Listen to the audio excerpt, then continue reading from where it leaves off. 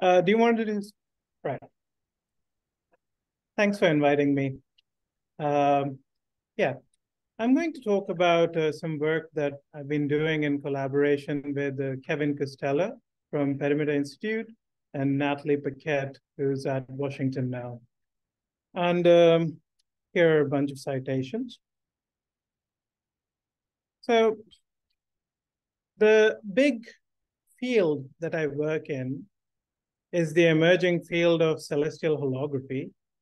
And the big question that the field of celestial holography is trying to tackle is one of finding holographic dualities beyond ADS.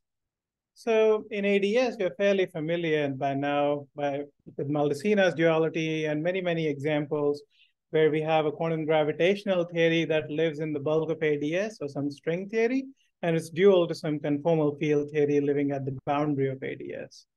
Celestial holography tries to do this through bottom-up approaches in spacetimes that are not asymptotically ADS, but instead are asymptotically flat, somewhat like our own real world. And the big picture idea of celestial holography, or the motto, has been that quantum gravity in asymptotically flat spacetimes like Minkowski space is dual, not to a codimension 1 three-dimensional theory living at Scry, but more like a codimension 2 two-dimensional conformal field theory that could live on the night sky, like on the celestial sphere of Minkowski space. And this idea I've depicted in pictures here. Basically, the hope is that someday we can find some kind of a two-dimensional conformal field theory living on the celestial sphere whose correlation functions of some local operators in that CFT could compute scattering amplitudes of flat space quantum gravity for you.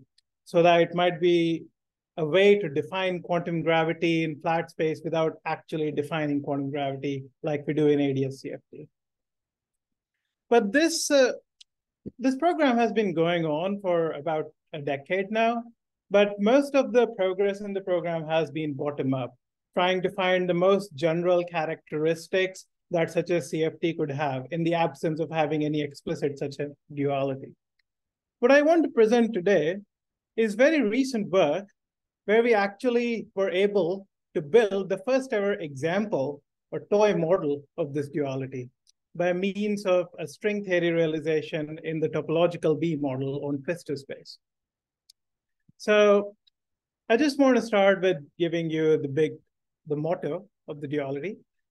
There will be a duality on a four-dimensional asymptotically flat manifold called Bern space. This won't be flat space itself, so you should think of this somewhat as a toy model for holography in asymptotically flat spacetimes. But in Bern space, we'll be able to achieve such a duality for a concrete quantum gravitational theory. So the theory in the bulk in Bern space will be a gravitational theory that we call Mabuchi gravity, that I'll describe in a second. And it'll be coupled to a certain matter sector that's known as the four-dimensional Wessumino-Witten model. And the statement of the duality will be that this theory is dual to a chiral algebra of certain D1 branes that live in the twistor space of flat space. So it'll be a duality between a four-dimensional theory on Bern space and a two-dimensional chiral conformal field theory. Just to say that this duality is going to be a Euclidean signature analog of celestial holography. So it's an analog of Euclidean ADS CFT. So in that sense as well, it provides a toy model. But it has many interesting features. It concretely realizes many interesting features of celestial holography that until now were only sort of hopes and dreams. Let me begin by giving a summary of the talk. I'll divide the talk in three pieces. The first part will just be an overview of the statement of the duality, the theories that I just mentioned.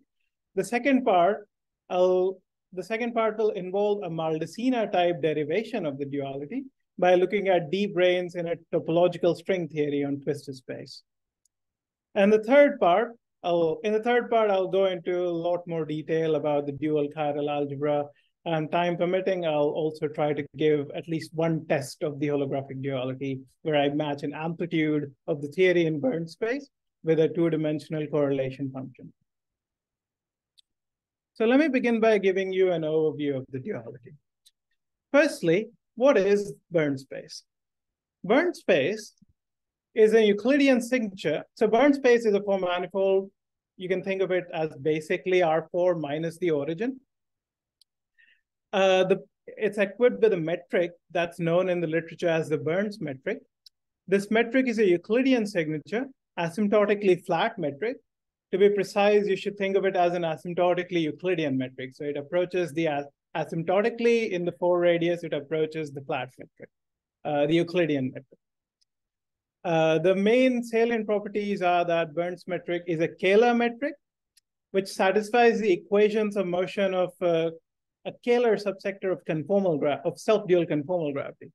So this metric is not going to be Ricci flat. It's not going to be a background of Einstein gravity, but instead it's going to have 0 scalar curvature. So it'll have 0 Ricci scalar. So you should think of it as a toy model again, as a background of self-dual conformal gravity rather than Einstein gravity. But nonetheless, this is the simplest toy model that we've been able to find where we can realize such a duality explicitly. What's the metric? The metric, as I said, is a Kähler metric. So you start with the C2 minus the origin, and you put some complex coordinates U1, U2 on C2. Then you can write a Kähler potential for this metric, which is basically the Kähler potential of flat space, which is norm of U squared, mod U1 squared plus mod U2 squared, plus a perturbation that sort of captures the deviation from flatness. There's a parameter n, which will act as the mass of this metric, you can say, roughly speaking. It's the deviation from flatness. The point is that since mod U squared goes like, if you introduce a 4 radius, little r equals norm U, then the first term goes like r squared, and the perturbation goes like log r squared. So when you construct the metric that you, by taking 2 derivatives of the scalar potential, the metric that you get basically falls off at asymptotic infinity in the Euclidean sense. So asymptotically, you recover the flat metric norm du squared. And at any finite radius, you have this extra piece that's basically coming from 2 derivatives of the log norm u squared. And it's this extra piece that will allow us to allow non-trivial dynamics in scattering amplitudes later on. A few more properties of interest that you can keep at the back of your head. Because of a general result in math by Derdzinski in differential geometry, any Kähler metric that has 0 Ricci scalar automatically has a self-dual Weil tensor. Keep this in the back of your mind because this is an important point when we come to the construction of Pfister spaces. So this metric will be a Kähler self-dual metric. Self-dual in the sense of having a self-dual Weil tensor. The second point is that this metric, even though it looks like it has a singularity at the origin, actually this singularity can be resolved by blowing up the origin. So this metric can be smoothly extended to the blow up of the origin, blow up of C2 at the origin. If you don't know what a blow up is, roughly speaking, it's just the idea of taking the singular point, the origin, removing it from your manifold and smoothly replacing it with a copy of a 2-sphere. And the metric, so you can think of it as a C2 with a tiny bubble on it where the origin was supposed to be. You can think, sometimes this notion is known as space-time foam in physics, or a quantum gravitational bubble. The point being that this metric extends smoothly to the blow-up, to the exceptional divisor, to this bubble in the middle of the geometry. And another point that's interesting from the viewpoint of holography is that the isometry group of this metric is U1 cross SU2. So the isometry group of the flat metric is translations along with the Lorentz group. In Euclidean signature, the Lorentz group is a copy for SU2 left times a copy of SU2 right. It's SO4, but it divides into SU2 left times SU2 right when you go to the spin group. What happens in Bernd space is that the left moving SU2, as well as the translation subgroups, the translations break completely. The left moving SU2 breaks down to U1, while the right moving SU2 survives. And that's just the SU2 that rotates this little I index that I've shown here. This is a general property of Kähler manifolds, that they have this kind of they preserve some kind of a U2 or SU2 isometry group. Okay. What's interesting, what's relevant for us is not this real group, but instead its complexification, because we'll study a quantum field theory on this space. And at least perturbatively, when we build a Hilbert space, the group that will act on the Hilbert space will be the symmetry group that will act on the Hilbert space will be the complexification of this group.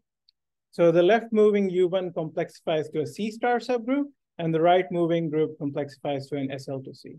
And this will be a point that will get manifest when we compute scattering amplitudes. Scattering amplitudes on asymptotically flat spacetimes, or at least self-dual spacetimes, tend to be metamorphic functions of null momenta-like variables. And since they depend on those null momenta holomorphically, the action of these symmetry groups also complexifies. So the CFT dual that we'll have for a theory on Bernd space will have the symmetry C star cross SL2C. It's the C star action which will actually happen to be a subgroup of the conformal symmetry group. And the SL2C will appear as a flavor symmetry group. So any questions about the Bernd's metric? Just the geometry?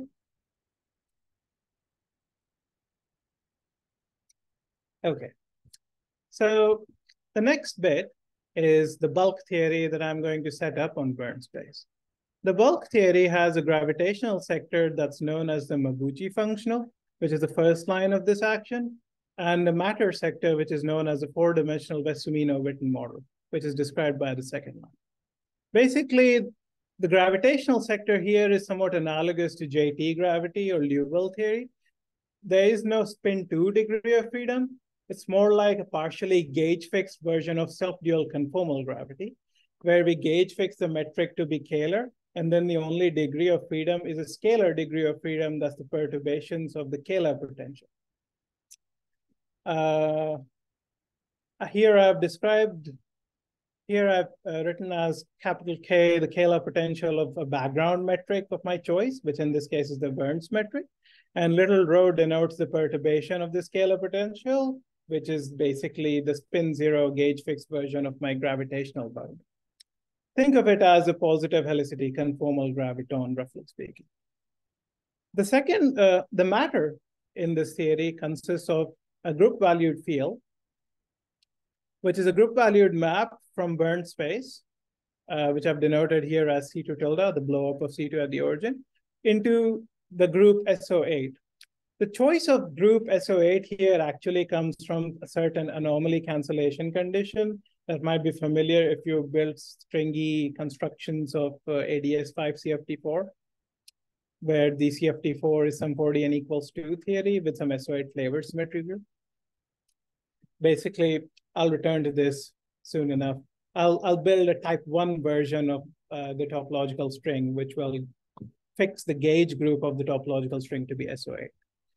On space-time, it actually reflects as a map from my space-time, C2 tilde, into the group manifold SO8. So basically, the first term here in this Wessumino-Witten action is the kinetic term, and the second term is the Wessumino term. In this case, in analogy with the two-dimensional Wessumino-Witten action, the Wessumino term always happens to be an integral over a one extra dimensional space.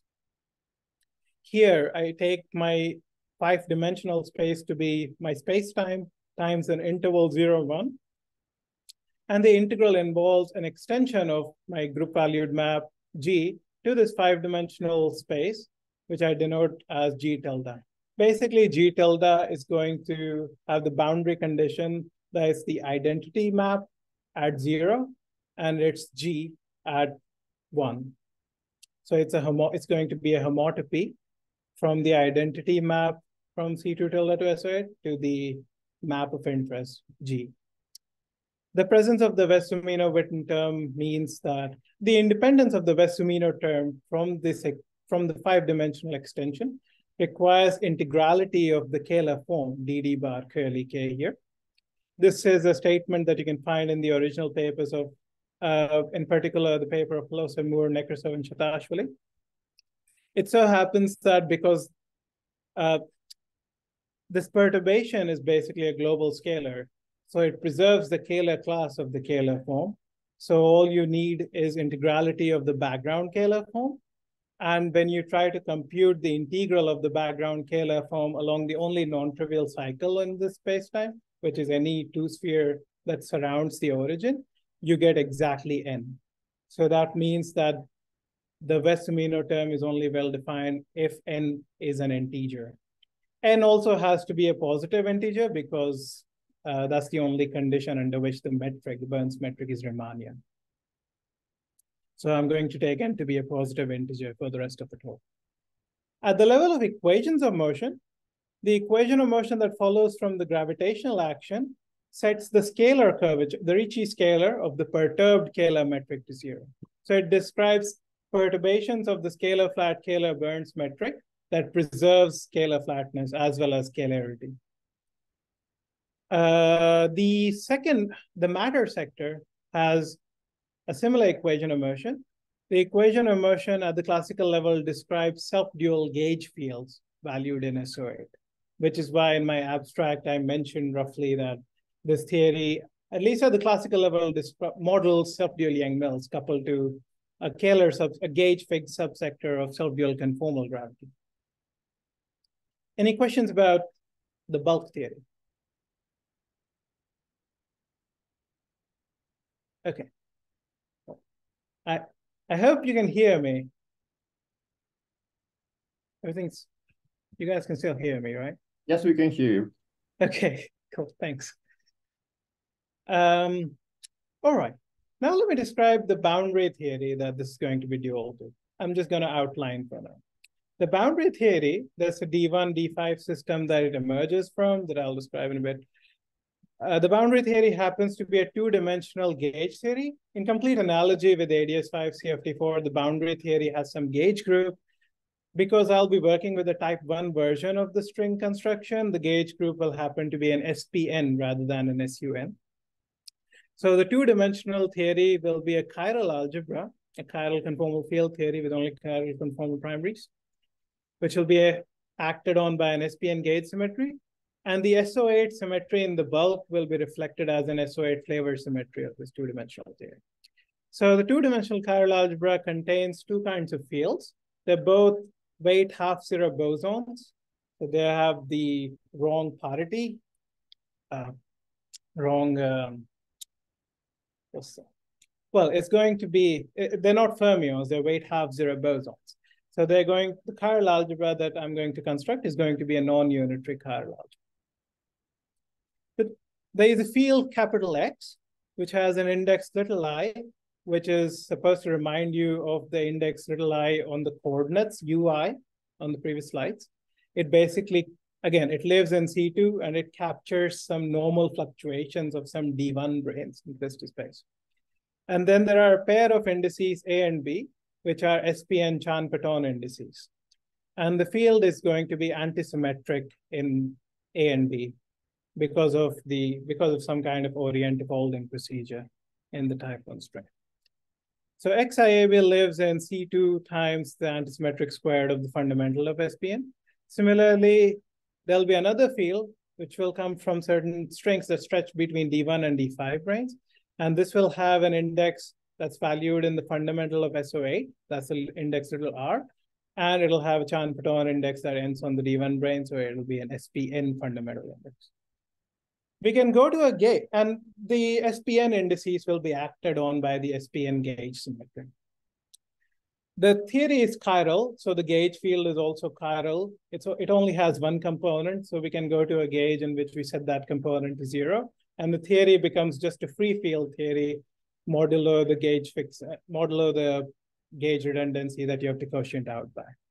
So the OPEs of these fields are just going to be free field OPEs, 1 over Z minus W type OPEs, dressed with the appropriate tensor structures. Here, epsilon ij and epsilon ab, epsilon cd will denote the symplectic forms of sp1 and spn. The theory, as written, has full conformal symmetry. There is an SL2C flavor symmetry that rotates this little I index that I mentioned earlier that realizes the SL2C right moving symmetry of isometry of Bern space. But we don't want to realize the full SL2C left isometry. So that isometry gets broken in this dual theory by the presence of certain defects. One actually has to place a pair of defects, or boundary conditions more precisely, at the north and south poles of the sphere on which the CFT lives, the sphere with coordinate rule Z. And the fields X and I both satisfy some specific boundary conditions. X has a first order pole at both 0 and infinity, and I we mode as a Ramond puncture. So we allow it to have a branch cut at Z equals 0, and that allows us to have a square root pole at Z equals 0 and infinity. So at the end of the day, what this does is it preserves an axial symmetry, which is the subgroup of the conformal group that preserves the points 0 and infinity, the north and south poles. And that subgroup happens to be exactly C star, which is the left moving isometries of Bern space. All right. So now that I've given you an overview of the two sides of the duality, I'll come to basically just an overview of how we construct this duality by means of Pfister strings, by means of topological strings in Pfister space. Okay. This construction is basically done in analogy with Maldaceno's original construction of the ADS-CFT duality. Let me quickly remind you, just give you an overview of what I'm going to talk about in the next few slides. Basically, Maldaceno's argument is that if you start with a string theory, in his case, type 2b, the full physical string theory on R10, and place a stack of D branes, in his case, D3 branes, then there are two ways of viewing that. There are two ways that the strings view D3 branes. The D3 branes might either be viewed as defects in string theory, or boundary conditions where the open strings can end, or they can be viewed as sources for some kind of a black hole solution. And the two viewpoints have to be secretly equivalent. It's just that in one viewpoint, we have a few extra strings, open strings that end on the D branes. And in the other viewpoint, those strings are just lacking, and those strings have been the presence of those strings has been replaced by a coherent background, which is a black hole background. And this black hole background is basically computed by studying the back reaction or the sourcing of the supergravity equations of motion by these D branes. And then in Maldaceno's case, one also has to take a near horizon limit. In the black hole case, the near horizon limit localizes you to the geometry near the throat, which is an ADS5 cross S5. And on the D brane side, it localizes you to the low energy limit where the gravitational theory decouples. We'll try to build an analogous argument in the topological string. And we'll see that in the topological string, we don't have to take a near horizon limit. The back reactor geometry will automatically be ADS3 cross S3. We'll work on a 6-dimensional geometry, and the back reactor geometry will already contain an ADS. And it'll basically happen because there is no scale in the topological string with respect to which we can take a near horizon. So just keep this in mind. There'll be a D brane theory. I'll study D branes, and then I'll study their back reaction, and I'll study the background that I obtain. I'll start with the twisted space of flat space. I'll study D branes in it, then I'll back react, and then I'll show how they dynamically give rise to Bern space. But before I do that, I'll have to tell you what twisted spaces are. So this is the technical portion of the talk. If anyone has any questions, wants me to explain anything in any extra detail, I'd be glad to do that. but otherwise I'll just give you an idea of what a twisted space is. Okay, so again, we're working in the Euclidean setting. So suppose capital M is a four-dimensional oriented Riemannian manifold with a Riemannian metric G. The twistor space is a CP1 bundle over M, which I've denoted as capital Z. The total space of the twistor space I've denoted as capital Z. By definition, as a smooth manifold, the twistor space is just the projective bundle of two-component spinors. So the usual two-component spinor bundle, the wild spinor bundle would have C2 fibers. If you projectivize those fibers, then you get CP1 fibers. The big insight of Penrose in the complexified setting, and then later on Atiyah, Hitchen, and Singer in the specific Riemannian setting that we are in, was that this twistor space can also support the dynamics of gravity, at least for self-dual gravity. If G happens to have a self-dual Weyl tensor, then there's a natural complex structure that you can construct on Z that completely repackages the conformal class of the metric G. So Weyl tensors are conformally invariant, so it's only going to repackage the conformal class. But it's a very beautiful, very natural construction that has had many applications in physics and mathematics over the years. It has helped us discover, construct instanton moduli spaces, discover many new examples of gravitational instantones. And in this case, it'll help us discover Bern space by placing D1 branes in flat space. The complex structure is such that these CP1s become holomorphically embedded rational curves in the total space Z. Now, the case of interest for us is, well, we'll want to study the B model on twistor spaces. So the B model requires the data of a holomorphic volume form. Twistor spaces are not Calabi-Yau by themselves, but they do contain the data of a meromorphic three-form, omega, in the special case that G is self-dual as well as scalar, which is exactly the case for the flat metric as well as the Berns metric. So we're going to focus on the case when G is a scalar self-dual manifold. By Derdzinski's theorem, self-dual scalar is the same thing as scalar with zero scalar curvature. So in this case, what happens is that twistor space Z supports a meromorphic three-form omega with a fairly controlled set of poles. The three-form happens to have, this is a result by Pontecorvo essentially, and a bit more by Lebrun. The poles of this are very tame. If you think of this as a smooth manifold over your four manifold over your space-time M, as depicted here, then at each point X in M, you can draw a two-sphere fiber. And this three-form basically exactly has a pair of antipodally placed poles of order 2 on each S2 fiber.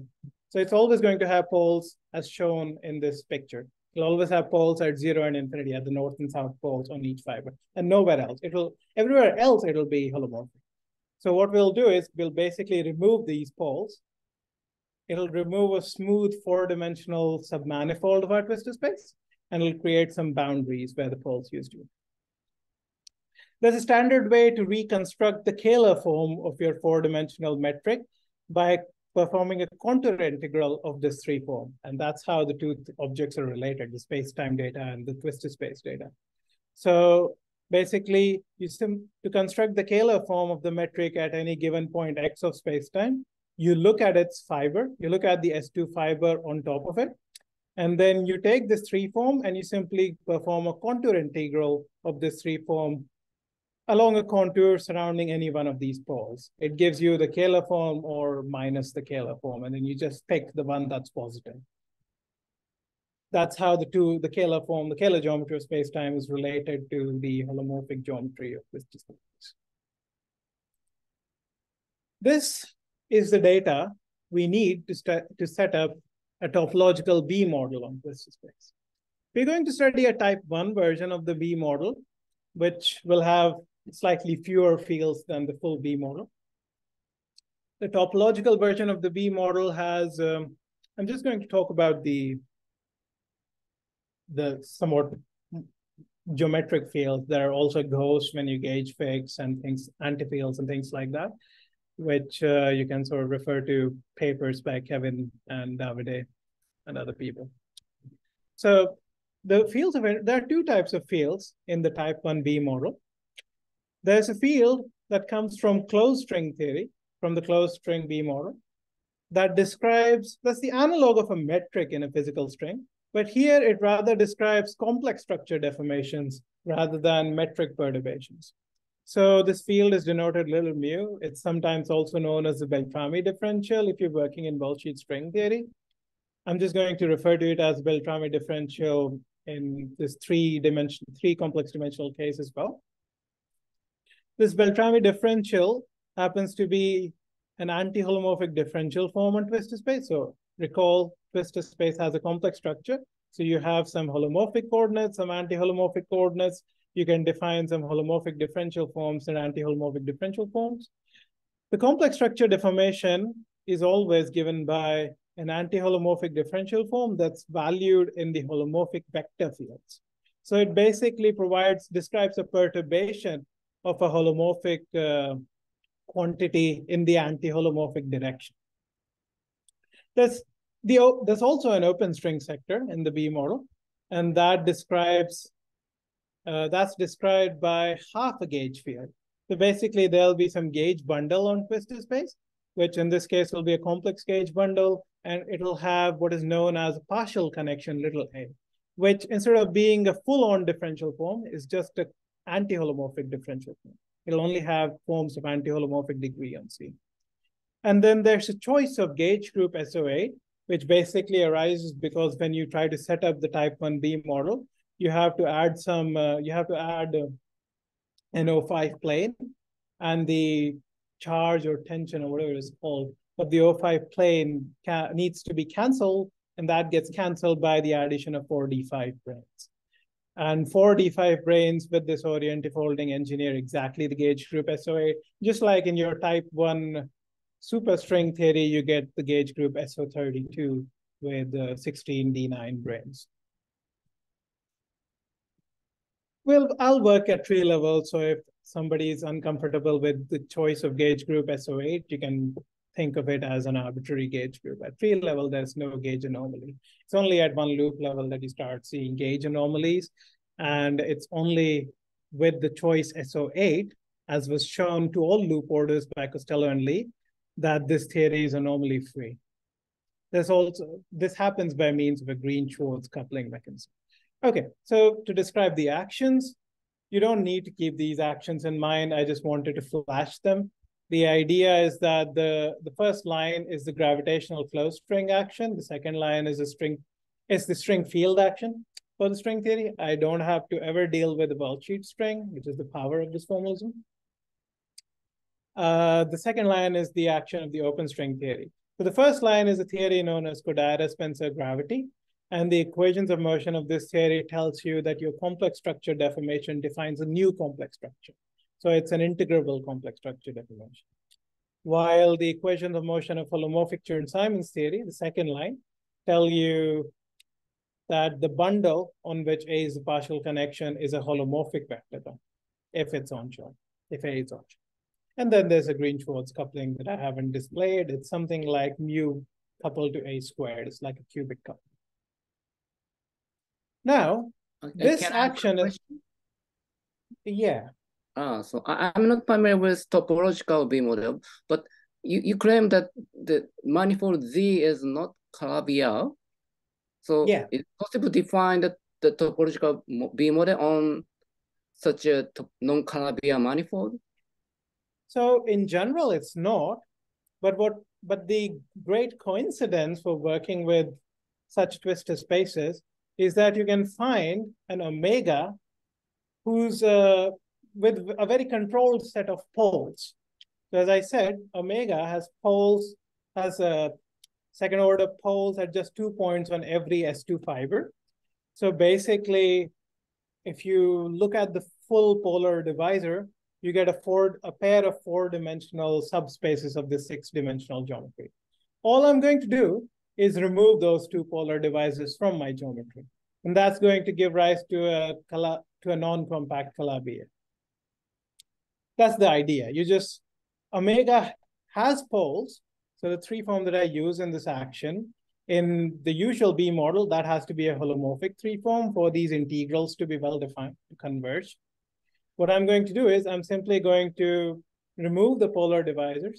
That creates some boundaries in my twistor space. So now I need to give boundary conditions to these boundaries where the poles used to be. And the obvious boundary conditions are those boundary conditions that make these integrals in the action converge.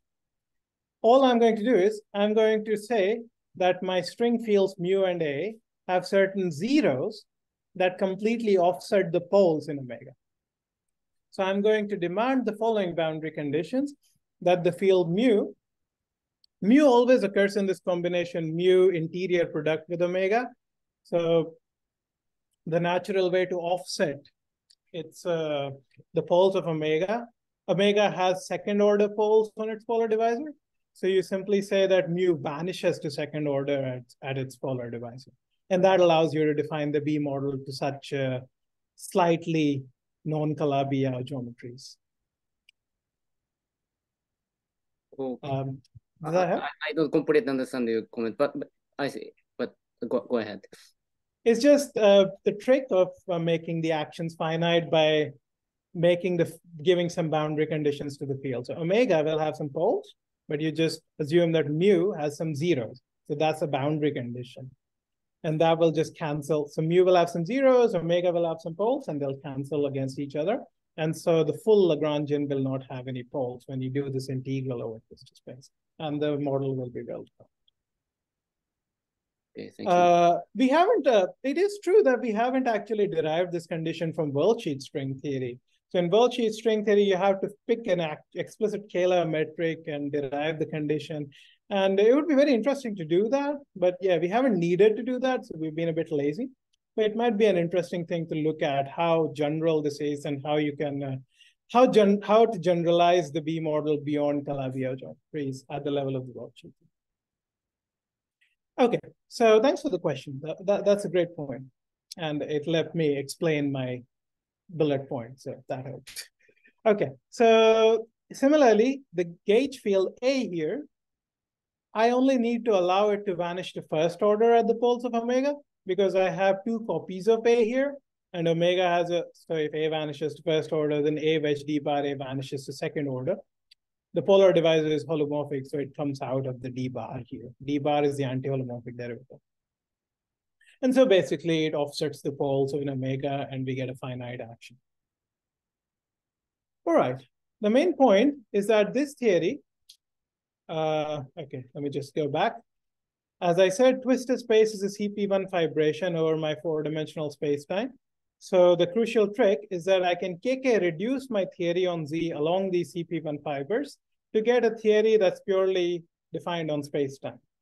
And the nice thing about studying topological field theories, or in this case, topological holomorphic theories, is that one doesn't get any KK modes when doing this KK reduction.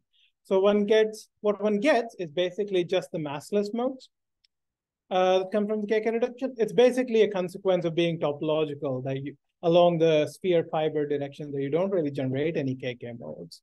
You can do some gauge fixing tricks that have been described in a variety of papers by now.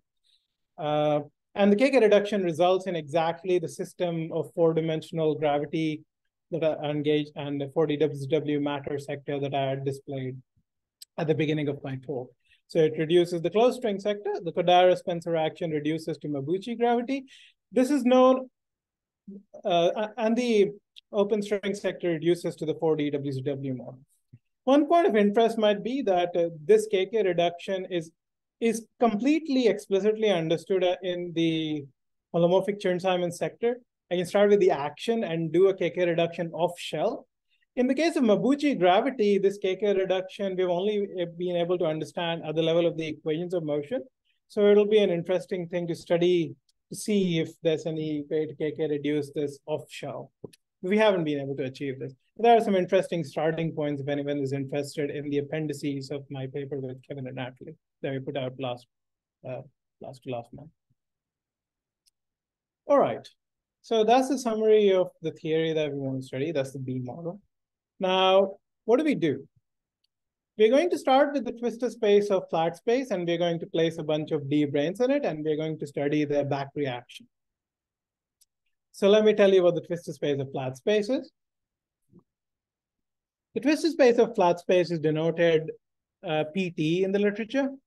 The P is for historical reasons. It's supposed to be projective. And as a complex manifold in the complex structure that I was mentioning earlier on these twistor spaces, as a complex manifold, PT is the total space of the rank 2 vector bundle O1 plus O1 over the 2 sphere. In case somebody hasn't seen this before, I'll just be a bit explicit here. So if you give a stereographic coordinate little z on the 2 sphere direction, you can give coordinates v1, v2, local coordinates. On the patch z not equal to infinity of the sphere, you can trivialize this bundle by giving coordinates v1, v2 along the fibers. And when you do a change of coordinates, when you go from the patch that contains the north pole to the patch that contains the south pole, by performing an inversion, z goes to 1 over z, then the non-trivial transition relation of O1 plus O1 is that the VI coordinates transform like spin minus half conformal prime rings. So the transform like VI goes to VI over Z.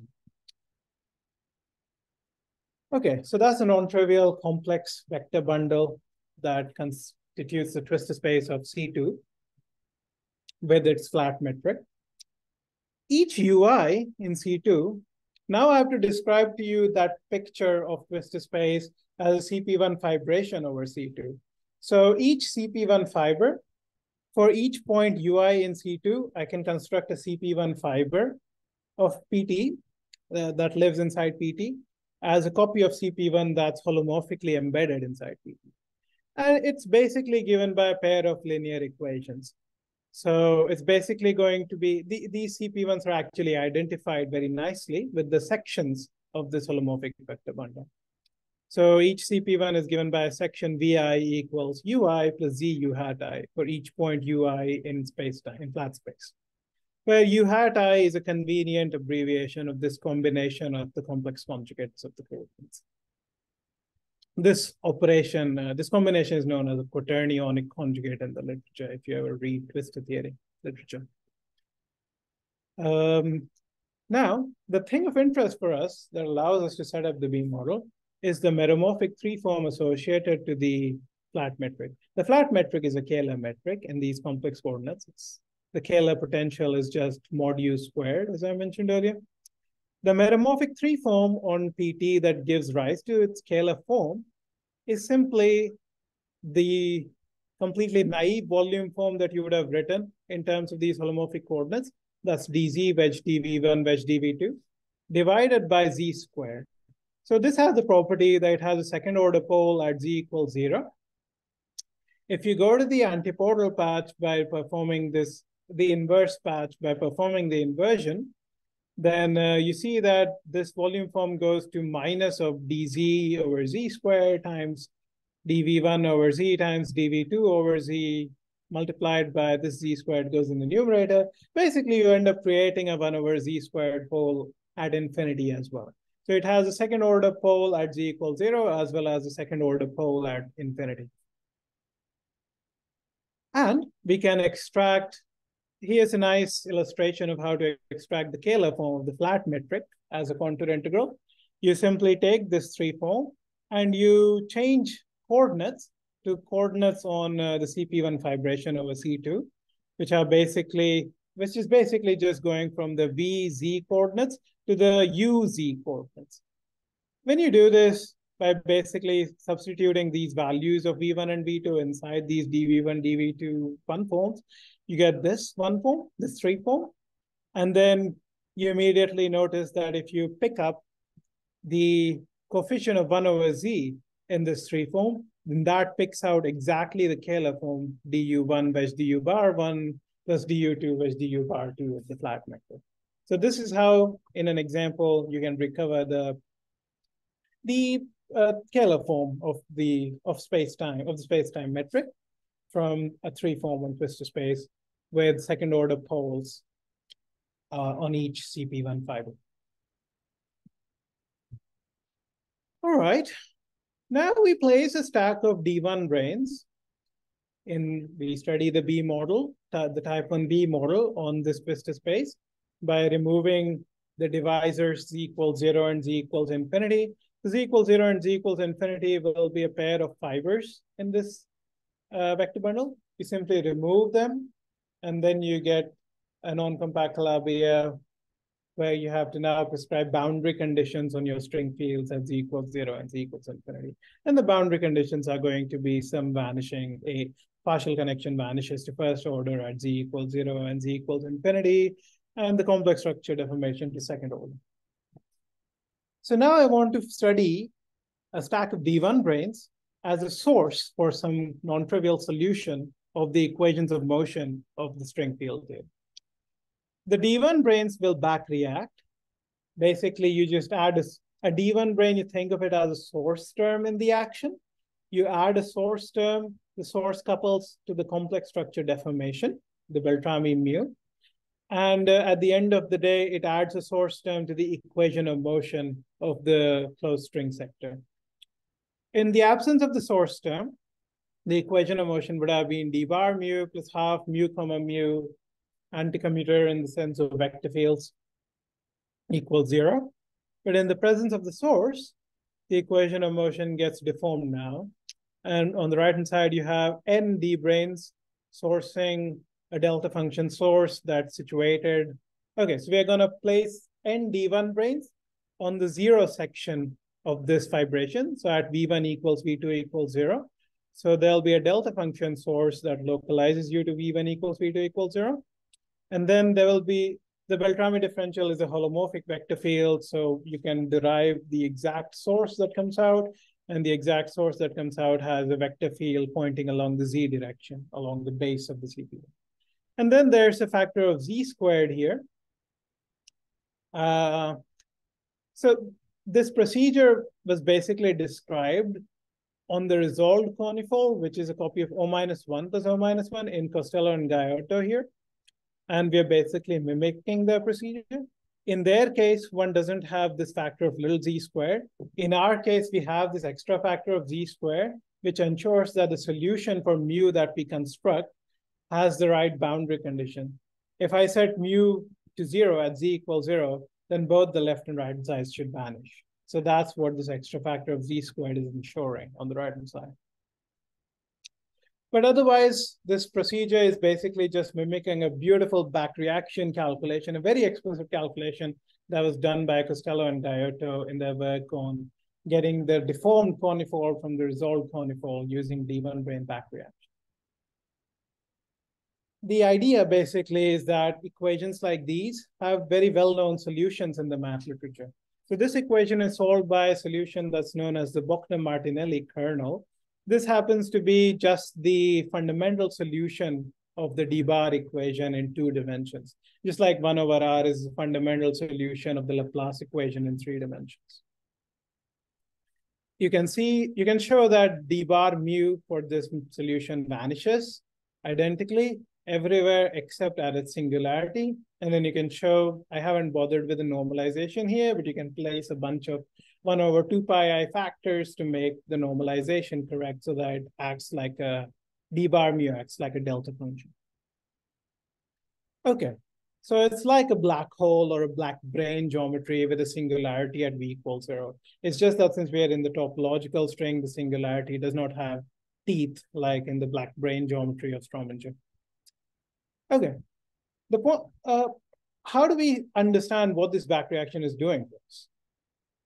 Now, the back reaction has to be interpreted as a deformed complex structure. So now you have a manifold whose complex structure you have deformed. So now you must have new holomorphic coordinates. So there's a d-bar operator in the deformed manifold, which is just the anti-holomorphic derivatives in z bar and v bar I, plus a derivative along the mu direction, along this mu. So d bar plus mu. The new holomorphic coordinates that are annihilated by this d bar plus mu operator are basically the VIs are trivially annihilated because mu differentiates the VIs and kills them because mu is a vector field only along the z direction. So VIs continue to be holomorphic coordinates in the back-reacted geometry. But now z no longer will be a holomorphic coordinate because partial z does not kill z anymore. So d bar plus mu won't kill z anymore. But you can find two new quantities that continue to be holomorphic. And these are these quantities. So in the patch z naught equals infinity, you can construct these quantities wi, which are a combination of v and their quaternionic conjugates and the norm of v.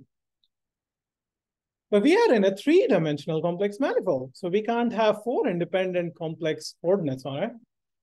And quite beautifully, there happens to be an algebraic relation between these complex coordinates. And it's very easy to find. You simply compute W1 V2 minus W2 V1. And that just gives you the constant n, which is the strength of the back reaction. And so you see that as long as n is positive and non-zero, this is just SL to C. SL to C would have been, you just write down a matrix with entries W1, W2, V1, V2. And this is just saying that the determinant of that matrix is n. And if you normalize your coordinates by factors of root n, you can set that determinant to 1. So this is just a copy of SL to C viewed as a complex manifold. And this is basically an example of a geometric transition from the twistor space of flat space to this new twistor space, which contains a copy of SL to C. Any questions about this back reaction calculation? This is supposed to be in complete analogy with what Strominger would have done and what Maldacena would have done.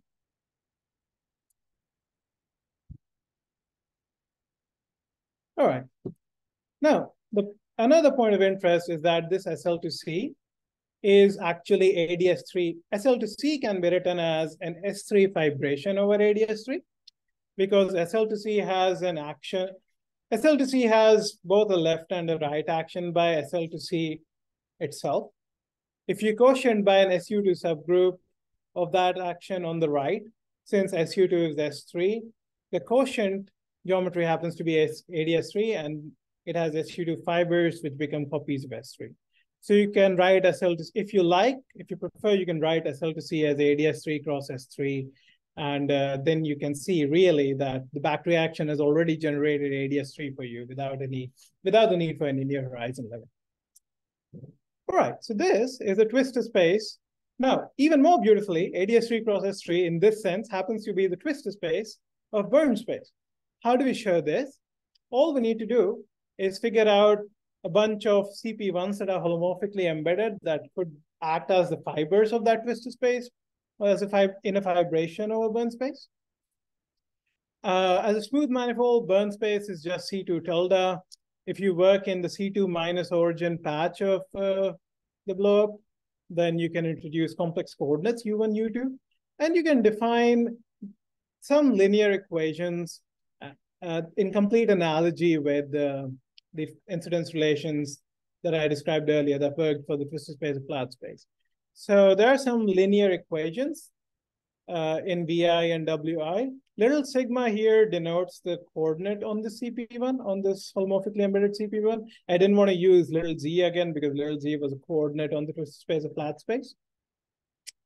Little theta, var theta here, is basically this factor. You don't need to worry about it. It's just that factor. It's just there to ensure that when you compute W1 V2 minus W2 V1, you find n. So these curves actually lie inside SL to C. These are holomorphically embedded CP1s inside SL to C. SL to C has a holomorphic volume form, which is just constructed by taking the volume form on the C4 inside which it's embedded, dividing it by the locus of SL to C, and then taking a residue at this locus. This is known as the Poincare residue construction. And the Bernoulli metric scalar form can be obtained if you simply take this metamorphic 3 form, pull it back by this change of coordinates, and then compute a residue along the pole at sigma equals 0. you find that when you pull back, you find a polar sigma equals 0, and then you find exactly the Kähler form for the Burns metric. You find a U derivative, a U bar derivative acting on the Kähler potential mod U squared plus n log mod U squared.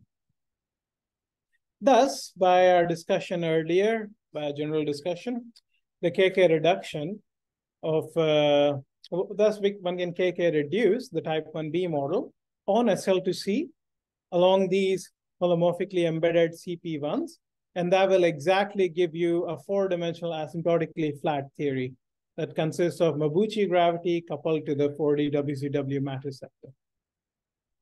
All right, any questions about just the big picture? The idea is that you start with a 6D theory that has a holographic dual, and then you do a KK reduction to space-time, so that you can then say that your space-time theory has a holographic dual. And once you see it, you basically can't unsee it. It's as simple as that. Can I ask a question?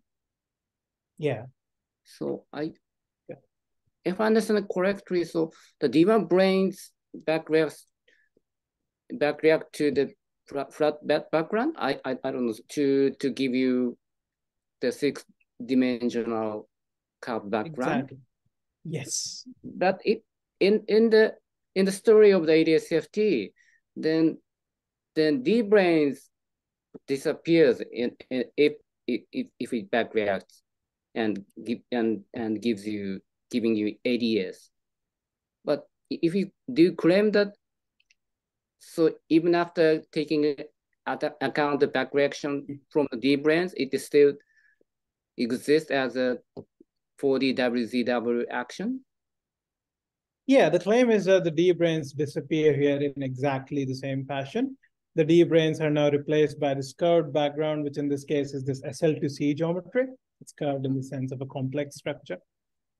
And now, when you reduce that theory from SL2C to the space-time that's associated to SL2C by the twistor construction, you exactly get Burns space, and you get this 4D WCW theory on Burns space.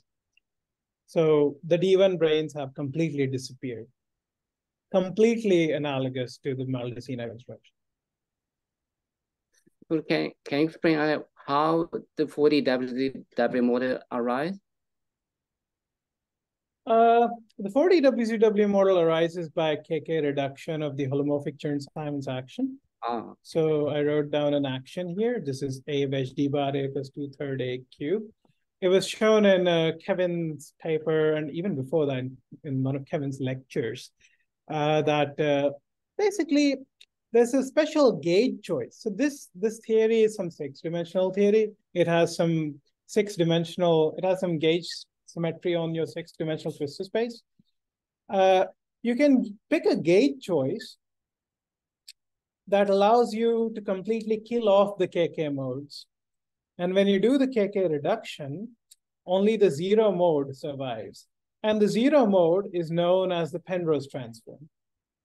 And the Penrose transform of it's known as the Penrose-Ward transform. It's a nonlinear construction, but it's doable enough that when you do it, you can find an expression for A explicitly in terms of a gauge fixed expression for A explicitly in terms of a 4-dimensional 0 mode under the KK reduction. And that 0 mode happens to be exactly the field G that was a field in the 4D WCW model. So I've actually described it. This was studied in the twistor space of flat space by Kevin, and in some more detail by David Skinner and Roland Biddleston. And we generalized it. We have now been able to generalize it to the twistor space of any scalar, flat scalar background. And I basically relegated this to an appendix in this paper, but I've tried to write it nicely. So it's completely identical to the reduction in the twistor space of flat space case. Okay, thank you very much. If you're interested, I can give you the reference after the talk. Oh, this is the reference case. Thanks for the questions. All right. Now, maybe I'll take 10 more minutes if that's okay. No problem. No problem. Okay, I just have like three, four more slides on the chiral algebra, and then I'll conclude. So the dual chiral algebra is basically a D1, D5 system. Let me just remind you what it was. So there are some D5 branes that engineer the SO8 group that sort of fill the twistor space. There are twistor space filling. This is now back before the back reaction. So now we're back in the twistor space of flat space. So I'm using the same coordinate Z that I was using on the D1 brane well volume. All right, so here I've depicted the D1 branes as Riemann sphere and the D5 branes as some sheets. There are D1 strings that end on the D1 branes. They have some Chan-Paton indices A and B that live in the fundamental of SPN. And then there are the D1, D5 strings, which have one endpoint on the D1 strings, another on the D5, and then they have the associated SO8 times C2n valued Chan-Paton indices. And they had the standard OPEs, free field OPEs with the standard tensor structures. There are also some ghosts that arise from gauge fixing the SPN theory and then doing the BRST reduction of the chiral algebra, which I'll not describe. You can take a look at the paper for that. And then there are also certain defects that basically arise from the fact that I removed the divisors Z equals 0 and Z equals infinity when I studied the B model on this twistor space. So I have to, just like I gave boundary conditions for the 6-dimensional actions of holomorphic Chern-Simons and Kodara-Spencer, I also have to give boundary conditions for the world volume actions of the theory that lives on the D1 branes. So those boundary conditions we're calling defects. So you can think of them as defects or as boundary conditions, depending on how you want to, depending on the problem, basically, depending on the calculation. There are the question now, the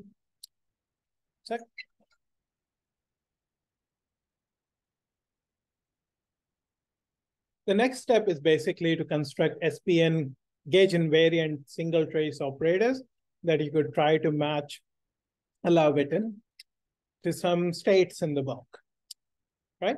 Just like how you do in ADS-CFT, we want to test our duality. So we want to compute some amplitudes and show that they're computed by some correlators of some gauge invariant operators. It's fairly straightforward to construct gauge invariant operators, modulo some contributions from ghosts that I am not an expert on, but students of Kevin's have written plenty of papers and those kind of stuff. So both X and I were fields with chiral conformal weight half and right moving conformal weight 0. Of course, they're conformal primaries.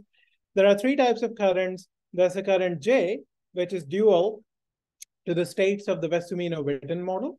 So it has an SO8 adjoint index, which you can build as an antisymmetric square of the SO8 fundamental indices R and S. And basically this current, this is basically an SO8 current algebra, which you construct by putting together, say, KX1s, LX2s, for all positive values of K and L, this gives you a current, and then contracting the SPN indices with the SPN invariant symplectic form so that you get a gauge invariant object. And then there's some symmetrization over how you order the X1 and the X2s. There are also modes that correspond to states of Mabuchi gravity. Now, Mabuchi gravity has an equation of motion that sets the scalar curvature to 0. Unlike Einstein gravity, R equals 0 is a 4th order equation of motion on the Kähler potential.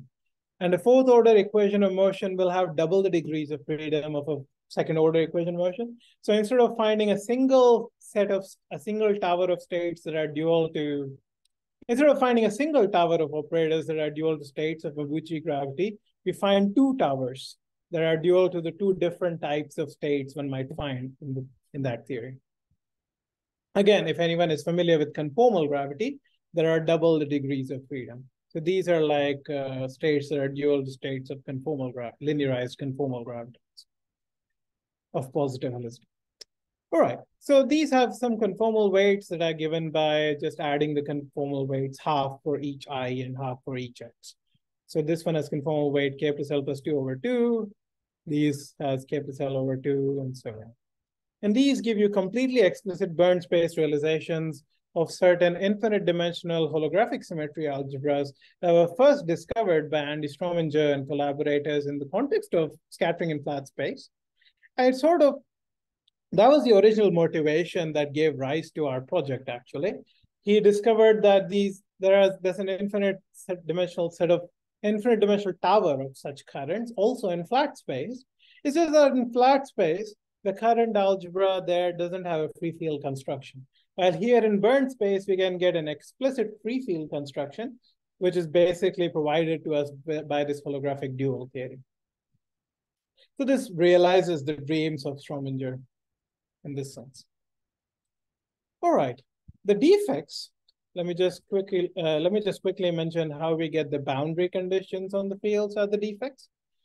To understand the boundary conditions, we again have to study terms in the Lagrangian of the string field theory before the back reaction in this case, and the D-brane description of the theory. So there are couplings between the D-brane fields, the strings that live on the D1, D1 and the D1, D5 strings, and the D5, D5 strings, which would be these fields of the holomorphic Chern-Simons in 6D theory. And the most general such couplings can be tabulated by a procedure that's called Kosul duality in the literature and has been reviewed a great deal in beautiful papers by Kevin, Natalie, and Brian Williams that you should take a look at. It's a beautiful construction. It just tells you what are the most general couplings of these D-brane type operators that you can have with the bulk. We haven't actually derived them from computing string amplitudes. It would be very interesting to do that because we haven't needed to. We've just written down the most general couplings. And then we can just ask, but it would be interesting to derive these from string amplitudes if someone can do that. So that's also an interesting open question. But okay, these are the most general couplings that we can write that have the right spin. JKL has spin k plus L plus 2 over 2.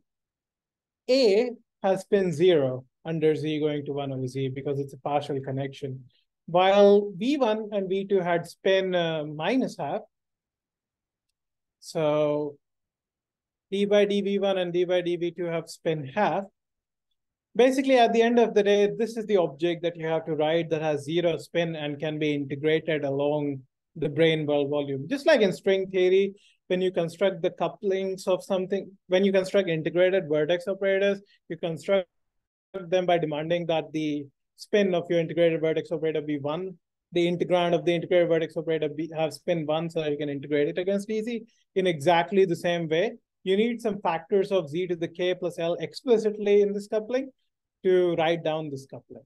And it's because of these explicit factors of Z to the K plus L and the 0 of little a at Z equals 0 and Z equals infinity that you're able to find poles, that you're able to allow boundary conditions that allow for poles in these curves. So the point is, we have to allow for the most general possibility because as usual in physics, if something is allowed, the world will find a way to realize anything that's allowed. Murphy's law or something, as an interstellar. And the most general allowed poles that you can have in this coupling that keep the coupling regular is basically a pole of order k plus L plus 1 at Z equals 0. And when you do a Z going to 1 over Z inversion, a similar argument shows that you can allow pole of order k plus L plus 1.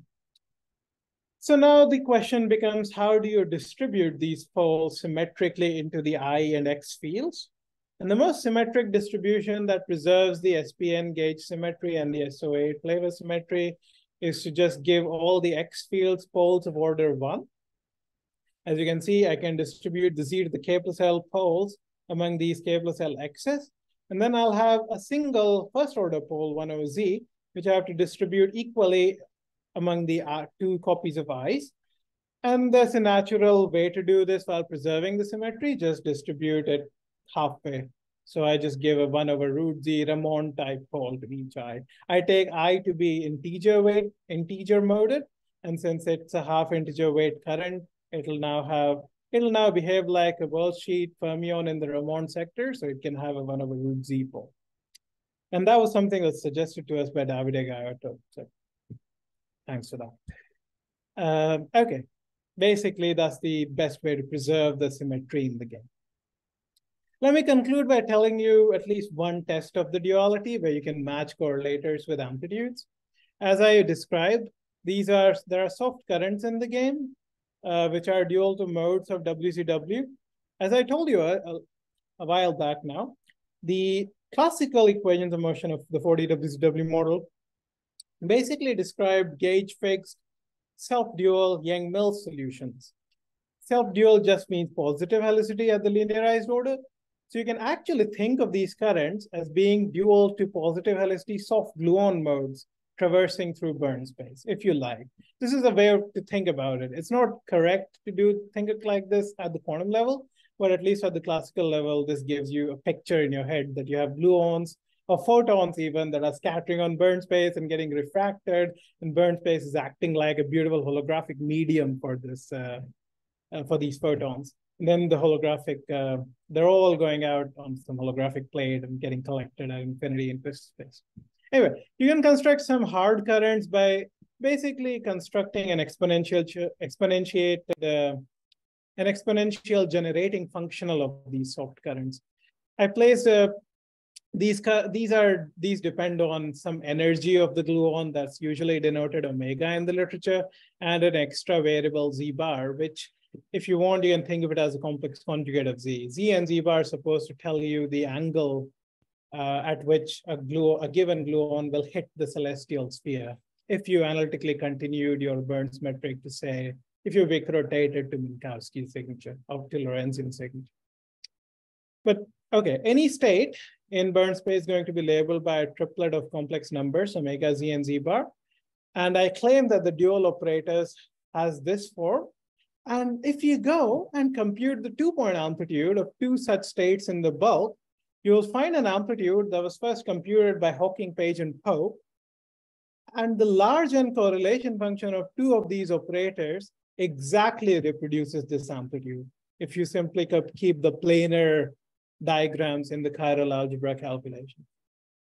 The chiral algebra calculation just involves free field big contractions because X and I are free fields, modulo the BRST gauge fixing, which doesn't really occur, which doesn't really obstruct the tree level calculation.